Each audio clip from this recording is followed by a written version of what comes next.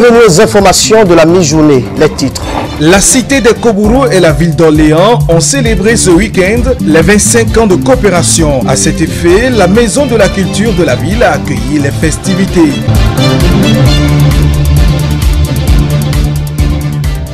Et puis le week-end a été mouvementé au sein des partis politiques, installation des coordinations de Godomé Togodo pour l'UDBN, adhésion de mouvements et autres au bloc républicain et à l'Union progressiste. Les détails dans cette édition.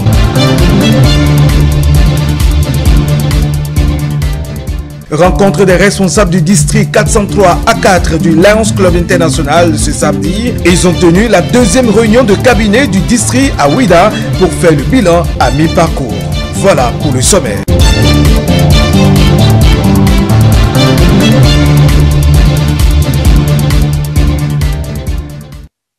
Merci de nous préférer pour vous informer. La ville d'Orléans et la ville de Parakou célèbrent cette année 25 ans d'amitié et de collaboration.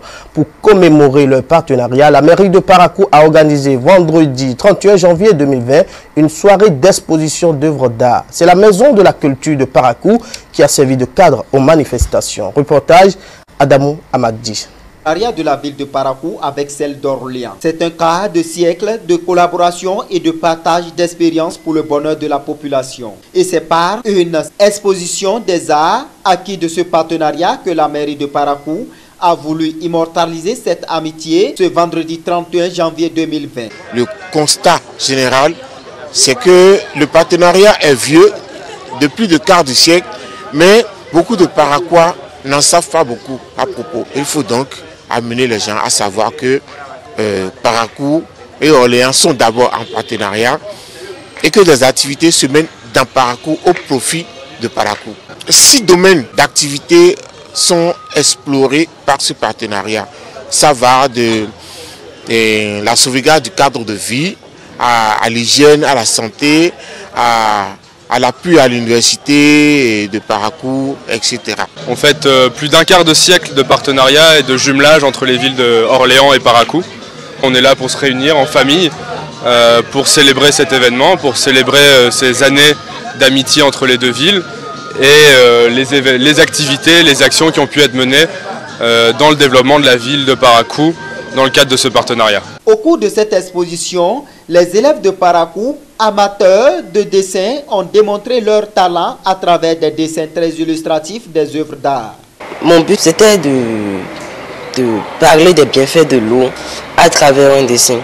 Donc la meilleure façon pour moi, j'ai imaginé, j'ai fait assez de recherches et j'ai trouvé le dessin qui pouvait aller pour ce thème-là. J'ai eu à m'exercer à la maison, donc j'ai essayé de faire, de refaire.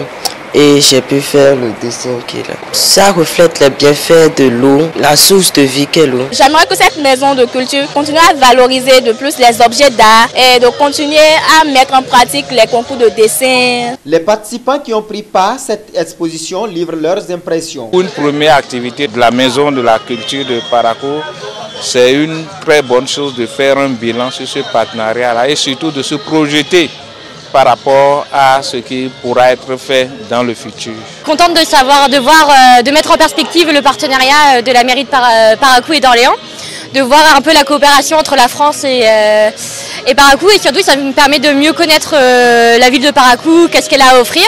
Et puis ça m'a permis de découvrir aussi la maison de la culture. Mes impressions sont bonnes parce que c'est une première à Parakou. Réellement on était venu pour l'exposition des objets, mais on ne comprenait pas tout ce qui s'y passait. D'objet en objet, nous a expliqué et les significations de chaque objet, ce que ça représentait.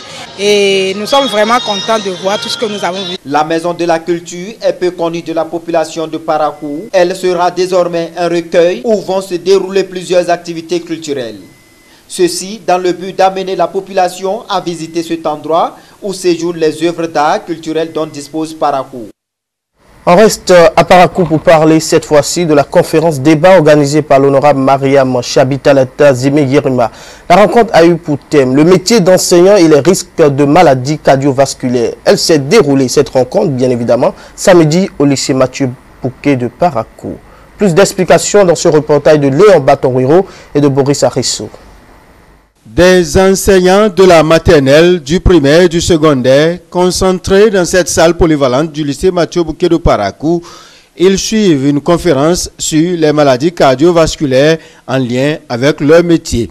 L'initiative émane de Mariam Chabi Talata Zime Yerima. Après avoir vécu certaines situations et découvert le livre Le tueur silencieux d'un jeune cardiologue, elle a décidé de partager avec ses éducateurs l'information sur les risques liés à ces maladies. Nous avons monté un micro-projet de conférence-débat sur le thème le métier d'enseignant et les risques de maladies cardiovasculaires. Nous avons invité un jeune docteur, le docteur Kamel Lafia, qui avait écrit un manuel sur les maladies cardiovasculaires. Et cet ouvrage-là, nous en avons été la marraine. Vu l'importance et l'intérêt des conseils pratiques qu'il donne à tous, c'est la raison donc pour laquelle nous avons choisi, en termes de micro-projet, parler aux enseignants des maladies du cœur, comme l'hypertension artérielle, les maladies cardiovasculaires et que sais-je encore. 80% de ces enseignants étaient susceptibles de développer un stress et donc une hypertension artérielle. Donc le but de la séance, c'était de leur prodiguer les conseils, parce qu'avec un changement de comportement, avec de bonnes habitudes de vie, on peut parvenir à éviter l'hypertension artérielle ou à mieux vivre avec lorsqu'on en est atteint. Hypertension artérielle, crise cardiaque ou accident cérébral vasculaire, des maladies considérées comme fatales peuvent être évitées ou contrôlées. Le cardiologue conseille à cet effet sa formule magique. C'est le 00530 3P. Et c'est pour dire 0 tabac, 0 alcool, 5 portions de fruits et légumes par jour, 30 minutes d'activité physique régulière par jour et une alimentation peu salée, peu sucrée, peu grasse, avec le moins possible de stress, que ce soit sur le plan professionnel comme sur le plan personnel.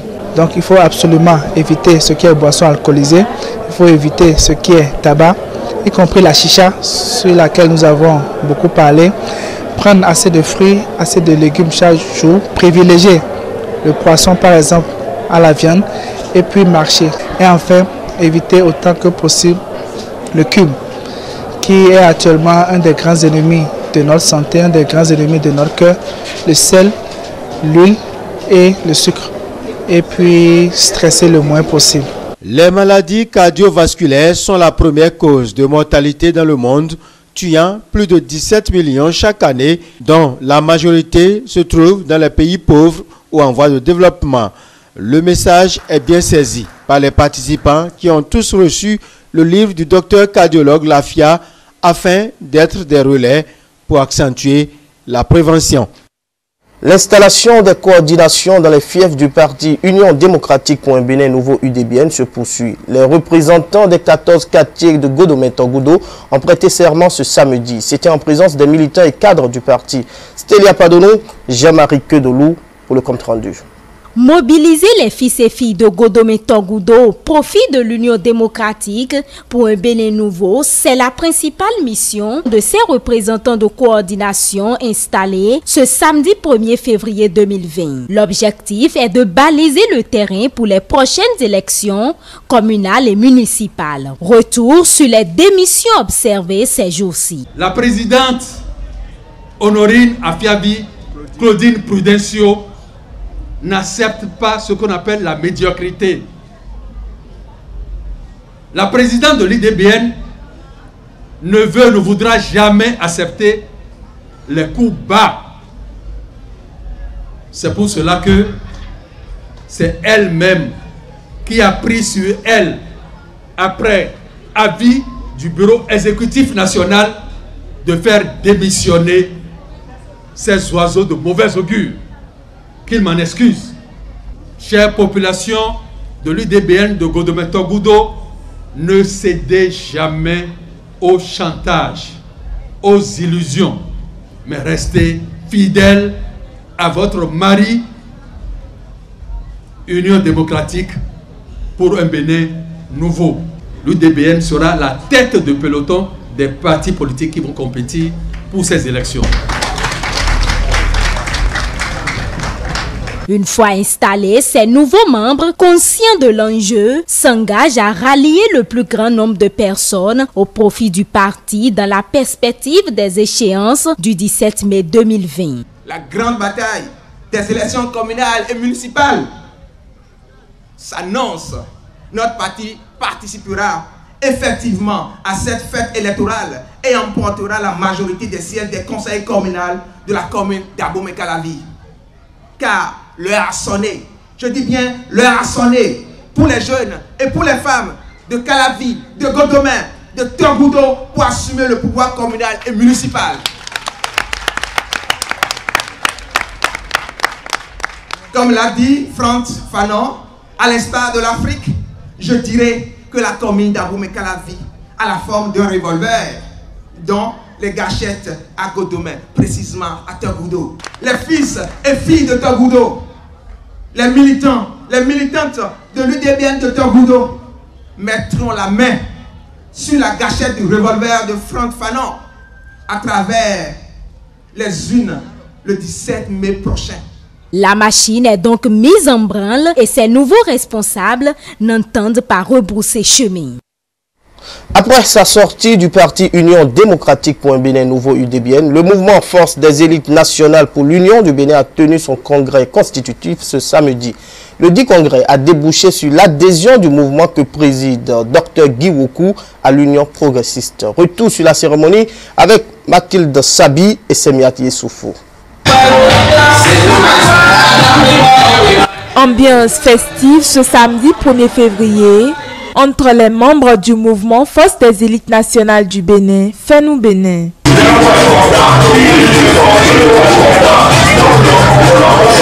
Au regard des nombreuses actions de développement entreprises par le gouvernement, le Dr Guy Wokou, président de ce mouvement, s'engage aux côtés du chef de l'État à travers son adhésion à l'Union progressiste. Il rassure les membres fondateurs de l'Union progressiste de sa volonté et de celle de ses militants à faire grandir le parti.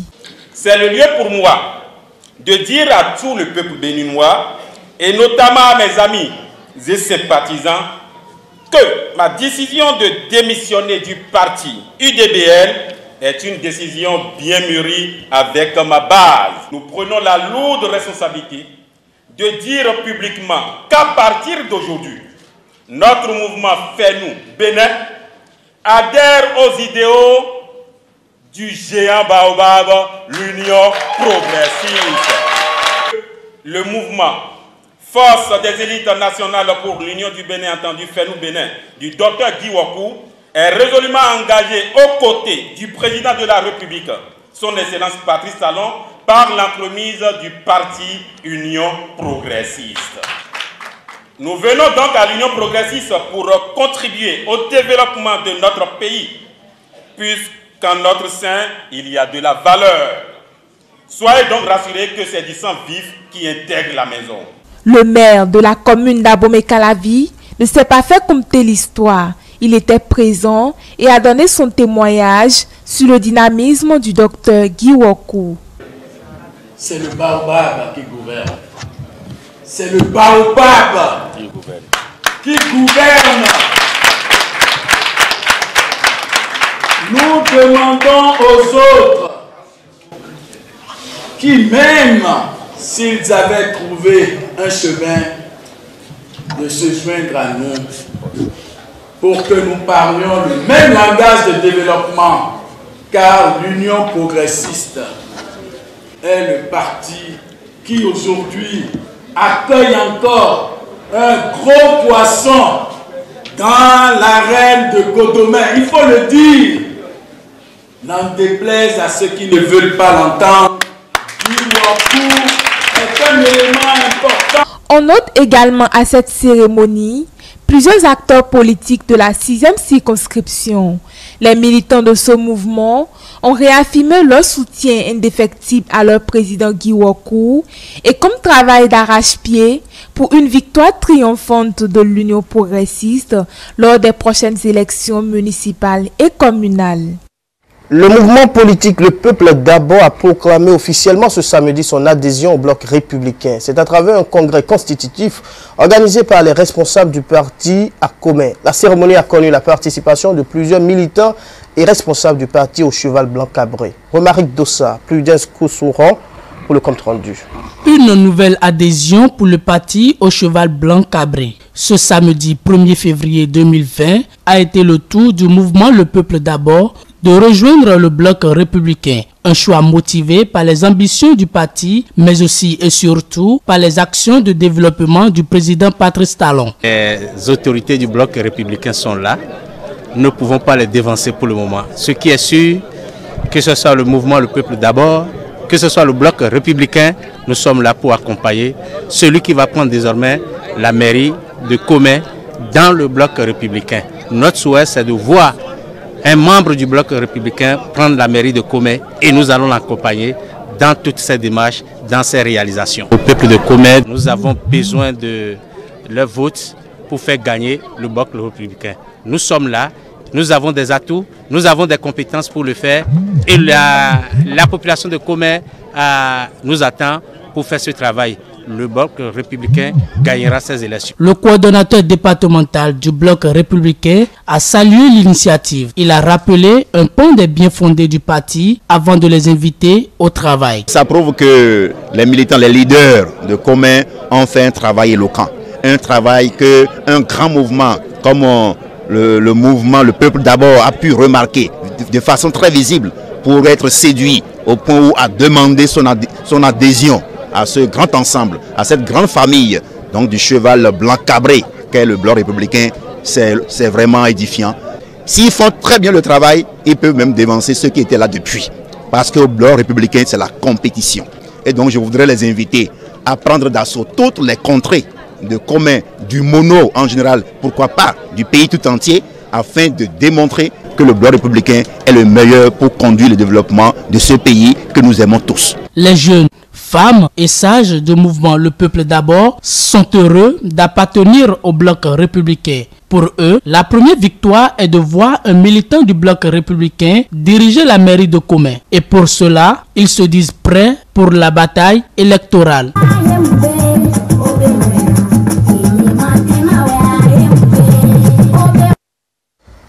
Patrice Talon était ce samedi à Alada. Il est allé visiter l'usine Blue Sky Bénin, spécialisée dans la production de salades et produits dérivés de fruits, et la nouvelle caserne militaire d'Alada. Objectif, s'imprégner de l'ambiance de travail. Le point avec Olali Sossou. Le chef de l'État Patrice Talon rend visite à l'entreprise Blue Skies, une entreprise spécialisée dans la transformation des fruits tropicaux. Pendant plusieurs années, elle a tenté s'installer ici au Bénin, mais en vain, et pour cause, le mauvais climat des affaires. Mais, depuis son avènement à la magistrature suprême, Patrice Talon, dans son élan, a su améliorer le climat pour permettre aux entreprises de cette envergure à pouvoir s'implanter. C'est une usine agroalimentaire qui est spécialisée dans la transformation des fruits tropicaux. Cette unité industrielle va commencer sa transformation des fruits par 5 tonnes tous les jours. Des fruits produits ici au Bénin. Mais avant son implantation, Blue Skies a prospecté le terrain et des discussions ont été faites avec des producteurs quant au coût des produits. C'est-à-dire que quotidiennement, Blue Sky va acheter auprès des producteurs de notre pays 60 tonnes de fruits tous les jours. Je dirais quelque part pousser les producteurs du Bénin à augmenter leur production et peut-être à donner envie à d'autres jeunes de rentrer dans le secteur agricole pour produire au profit en fait de l'exportation de nos fruits. Conséquence, le renflouement de la caisse de l'État, des emplois. Vous savez que dans la stratégie du gouvernement, l'idée c'est de faire en sorte que des unités de transformation viennent au Bénin et que nous ne sommes pas obligés d'avoir en fait des matières brutes à exporter. Si nous faisons ça, nous perdons de la valeur. Et donc l'idée c'est que tout ce que nous produisons soit transformé sur place. La lutte contre la corruption, l'assainissement des finances publiques et toute autre réforme pouvant améliorer le climat des affaires ici au Bénin n'a pas été occultée par le gouvernement. Ce dynamisme du chef de l'État, reconnu par les organismes internationaux, ont permis à ce que Blue Skies s'installe désormais au Bénin après 10 ans de tentatives. Le chef de l'État a rassuré le promoteur de la disponibilité de son gouvernement à lui offrir d'autres facilités pour la réussite de son projet. J'ai hâte de voir des centaines d'employés ici grouillés aller. C'est pas seulement pour lui, hein, c'est pour vous. Ok. Merci, monsieur. So grateful to you. Thank you very much for coming.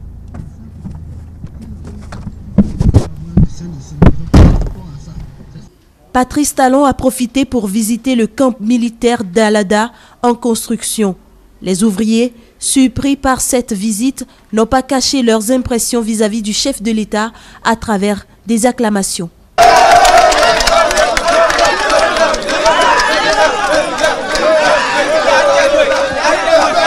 Les responsables du district 403-4 du Lions Club International ont tenu la deuxième réunion de cabinet du district ce samedi 1er février 2020 sous la houlette du gouverneur Olivier Wendo. L'activité s'est déroulée à l'Institut régional de santé publique de Ouida et a connu la présence de plusieurs responsables des clubs. Romaric Dossa, Prudence Koussouran pour le compte rendu. Les membres du cabinet du district 403-4 du Lions Club International étaient en conclave ce samedi 1er février 2020 à l'Institut régional de la santé publique de Ouida. Il était question d'évaluer les activités du deuxième trimestre de leur mandat. Il a été relevé au cours de la réunion l'engouement de plusieurs clubs dans les actions à l'endroit des populations. Un effort salué par le gouverneur qui confirme le travail des différents responsables, présidents de zone et de région pour la vitalité du district. Qu'ils vous souviennent qu'au moment où on avait fait la première réunion, nous parlions d'un bilan un peu mitigé parce qu'on était en début de mandat. Au jour d'aujourd'hui, nous pouvons être fiers d'avoir accompli une très bonne partie du travail qui nous a été confié. Nous avons réalisé beaucoup d'œuvres et aujourd'hui, nous sommes fiers que tous les membres du cabinet sont au-delà des 50% des activités prévues pour ce trimestre. Plusieurs rapports ont été présentés au cours de la séance. Des recommandations ont été formulées pour améliorer le travail. Par ailleurs, le gouverneur et ses pairs ont projeté des actions pour les prochains mois, dont la convention du district multiple 103, le congrès de notre district et la convention internationale. Compte rendu a été également fait de la réunion du leadership africain qui s'est tenue du 24 au 26 janvier 2020. Nous avons fait déjà du bon travail, mais tant qu'il reste à faire, nous devons encore redoubler les efforts pour que, au bout du troisième trimestre, nous soyons fiers et heureux d'avoir accompli ce que nos instances nous ont demandé. Nous sommes sur le bon chemin et je suis sûr que ça se passera bien. Le gouverneur informe que des mesures seront prises pour améliorer les insuffisances recensées. Au terme de la réunion, chacun des membres est reparti avec des indications précises pour ce qu'il doit faire dans sa zone, dans sa région et pour que les clubs soient davantage proches des populations. Un dernier élément pour mettre fin à ce journal de la mi-journée. Lancement officiel ce samedi 1er février 2020 du mois de l'histoire des Noirs en Afrique. Cet événement qui vise à réunir les descendants africains autour des idéaux de développement a connu la présence des autorités politico-administratives. Reportage Stanislas Samoa, Ali Montone. Le passé de l'Afrique est revisité ici à Calavi au détour d'un événement spécialement dédié. C'est le mois de l'histoire des Noirs qui s'ouvre ainsi. Une première dans l'histoire du Bénin et suscite déjà une grande fierté au regard de ses caractères innovants, diversifiés et officiels. En choisissant le thème de l'apport du continent africain et des afro-descendants à l'économie mondiale, nous n'entendons guère tirer le drap de notre côté par rapport aux multiples exploits significatifs des Noirs et des afro-descendants dans la construction de l'humanité sur tous les plans. Loin d'une attitude d'autosatisfaction, l'occasion est propice à nous tous pour rappeler ce que nous sommes et d'où nous venons pour envisager sereinement l'avenir. Pendant tout le mois de février, la descendance africaine venue de tous les horizons croisera ses idées, ses ressources dans une synergie d'action pour le bonheur de tous. Et comme en de pareilles circonstances, c'est un sentiment de fierté qui anime les cœurs, expression d'une envie de redonner à l'Afrique sa place de continent, berceau de l'humanité. Ça y est, nous y sommes.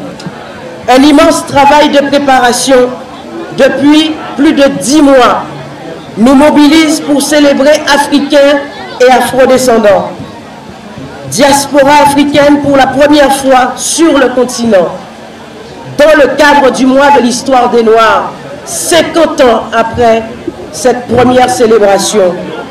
Le thème que nous avons choisi, apport du continent africain et des Afro-descendants dans l'économie mondiale, a pour but de susciter des échanges constructifs, parfois passionnés, mais toujours avec respect. À l'image de la jarre trouée du roi Guézo, c'est une invite à la Fédération des énergies pour un réel décollage du continent noir en vue de son décollage. Nous avons été nantis d'un patrimoine culturel et cultuel à nul autre pareil que nous devons nous imposer de valoriser et de promouvoir aux grandes dames de tous.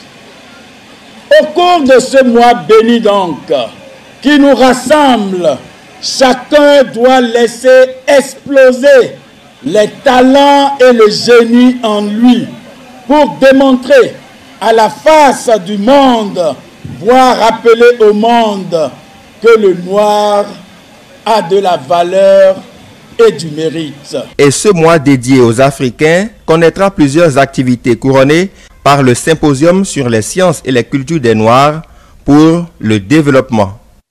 Lundi 3 février 2020, ce sera tout pour le journal de la mi-journée. Un journal réalisé par l'ensemble de notre rédaction. Merci de l'avoir suivi. La prochaine édition du journal présenté, c'est 19h45. Bonne suite des programmes sur E-Télé, la chaîne de l'excellence. À bientôt.